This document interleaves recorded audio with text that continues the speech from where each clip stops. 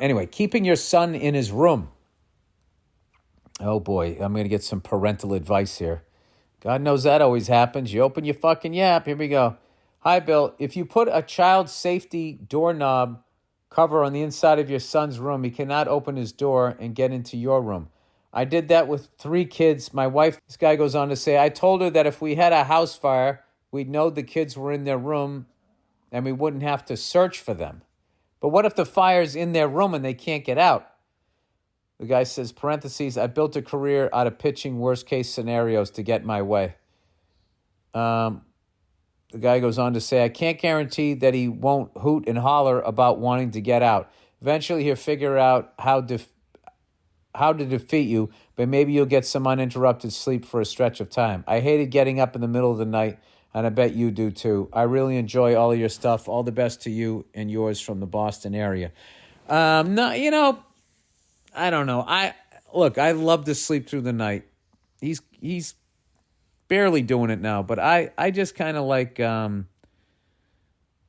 just walk him back. Like, come on, buddy, what are we doing? So, and then when he comes in early in the morning, like 5:30 or 6, I open my eyes and the sun's out. At that point, I just walk him back into his room, and then there's a adult bed in there, and I just, sleep in that. So he got in the bed this morning, and he listens to that Coco Melon stuff, and they got this song that they sing. They go, do you like broccoli? Da-da-da-da-da. Yes, I do. Yes, I do. Do you like pizza? Yes, I do. Yes, I do. And then it goes, do you like broccoli pizza? Ba-da-da-da-da-da-da-da-da-da. No, I don't. Yucky. And the kids like saying, no, I don't, and saying yucky and shit. And they also like, they're teaching them that certain things don't go together or whatever, right? So I was joking around with him, and I was singing his name, Do you like that? Yes, I do. Yes, I do. And then I would combine it with something else. Do you like so-and-so, popcorn? No, I don't. Yucky, right? So 5:30 in the morning, I'm in there. I put him to bed. I get in the big bed, and then he comes walking over. He gets in the bed with me. I'm like, I just don't have the energy to get back up again. And he's like rubbing my head, slapping it, fucking squeezing my ear, kicking me, doing all of this shit. And then he just starts singing. He goes, do you like Dada? Yes, I do. Yes, I do. And then he skipped the next verse. And he just goes, do you like Dada granola? No, I don't. Yucky. And I just start cracking up. So I would miss out on those moments. As tired as I am, I'd miss out on those moments. And I don't want to do that. And I don't mind being tired as a parent. It's part of being a parent. And my son has the greatest smile. And he's such a happy, happy kid, which I'm really proud of. I really feel like, I guess a benchmark of your parental skills, at least when they're young, before they get into the teenage angst, and then you really can't, you just try to navigate them through that. But you really can't control their moods. But like under 10, I feel like if they're happy and that type of stuff, you're doing a great job. Like we went out this morning because it's sort of like their birthday weekend, and I went out and I got some, pastries or whatever, and I brought both my kids. I take my kids everywhere. I just really believe in that, bringing them along, and then you can really subtly like expose them to music and that type of stuff. Like I've been on this fucking 1960s Miles Davis kick, and at first they were like, what is this? Now they're just sort of listening to it. And what I love is they're so young and just absorbing things like a sponge. I really think Tony Williams drumming and Miles Davis and John Coltrane and all that, to have that in them, along with my AC/DC and my all of my wife's amazing music, is just like a great thing to expose them to. And what else was cool was we have like these dance parties like once a week. I started doing this, right? Because I didn't want like my daughter and my son to have like anxiety like I did about any type of social situations, because I just, did not experience a lot of them. And then all of a sudden, by the time I got to them, I was like, just hopelessly behind, and it caused me to get even more introverted, and it's just, not a fun place to be, right? So last week we were doing like the electric slide, teaching them how to do the electric slide. Then there's the cha-cha slide, where it's the electric slide with the cha-cha-cha step or whatever. And they, my kids were having a blast and all that. And it just so happens my wife ends up going to a party with one of her friends, brings my daughter, and they do the cha-cha-cha slide. And my daughter got up and did it. And I was so fucking happy. I was like, yeah, that's what you do. Something you struggled with.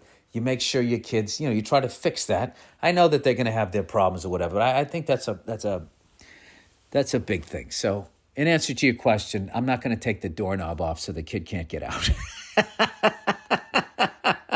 But I appreciate it. And I will tell you, my wife suggested something along those lines because she's not built like me, where I'm German-Irish, so I can just deny anything that I'm feeling. I can just compartmentalize it until it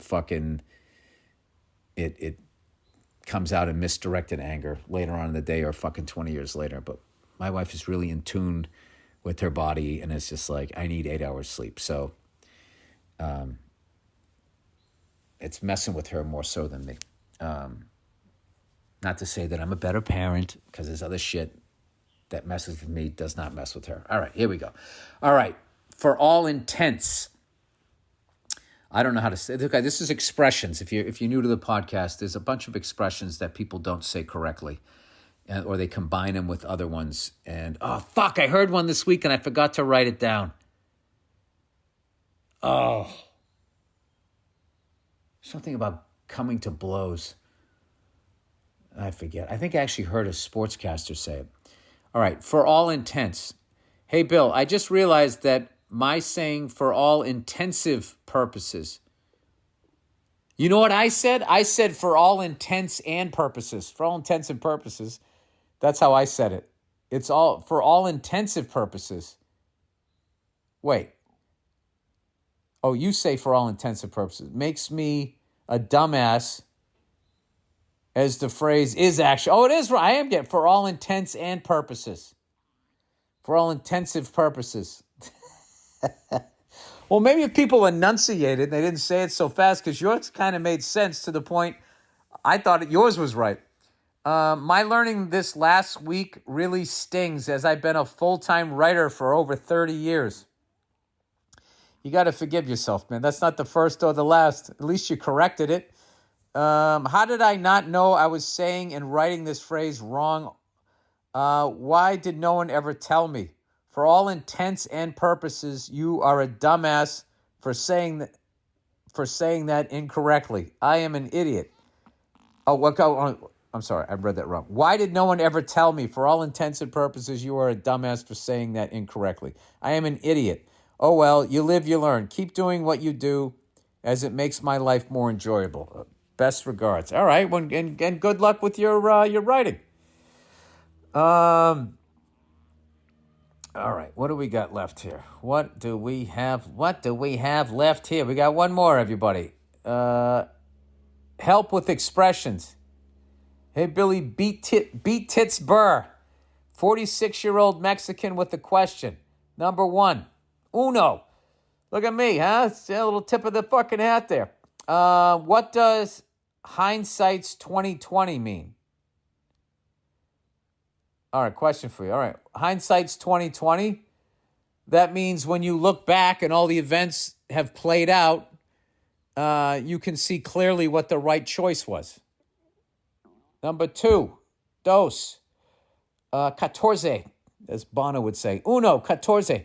And what the hell do you Americans mean when you say, well, catch-22? Catch-22 means damned if you do, damned if you don't. There's no right choice. You're obviously not married if you don't know what that means. An explanation from the mind of Burr could definitely make my day. Okay, so I explained the first one. Catch-22 means you're fucked either way. Do I go left or do I go right? All right, on the left is the most poisonous snake in the world. On the right is fucking that lethal injection that they give you. Well, I guess, no matter what, you're going to die. That's a bad example. Well, you know something? I don't know where Catch-22 came from. Catch-22. Origin. Come on. Origin. The 1960s title of novel, not that. Where did the expression Catch-22 come from? Comes from Joseph Hyler's 1961 classic novel, Catch-22, a satirical depiction of the American military bureaucracy in World War II. So he sort of coined the phrase why did he call the book Catch-22?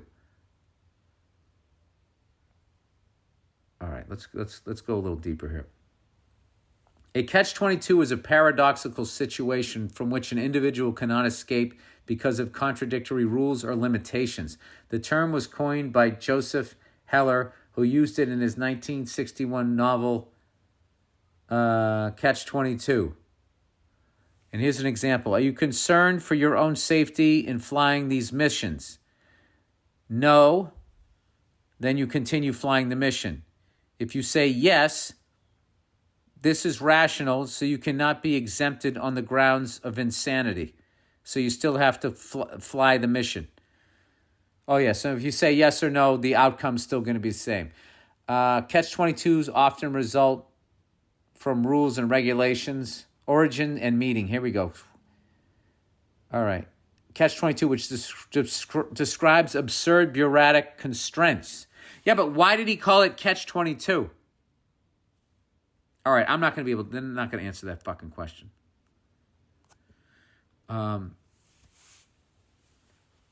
Yeah, so basically someone is asking you to do something crazy. If you say no, you're like, well, that's the proper response. So